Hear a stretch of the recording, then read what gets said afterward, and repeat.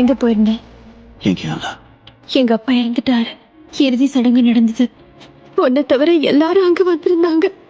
தயவு செஞ்சு என்ன மறந்துட்டேன். இங்க வராத. என்னை விட்டு பிரிஞ்சு போயிடுனவர் சொன்னாரா? நான் பாதுகாப்பா இருக்கிறதுக்காக உன்கிட்ட சத்தியம் வாங்கினாரா? நிறைய பேருக்கு பாதிப்பு வரலாம். அதுல உனக்கு நெருக்கமானவங்களும் இருக்கலாம். அதனால எனக்கு ஒரு சத்தியம் செஞ்சு கொடு. தயவு செஞ்சு என்னை விட்டு விலகி போயிடு. சத்தியம் பண்ணி கொடுப்பாங்க.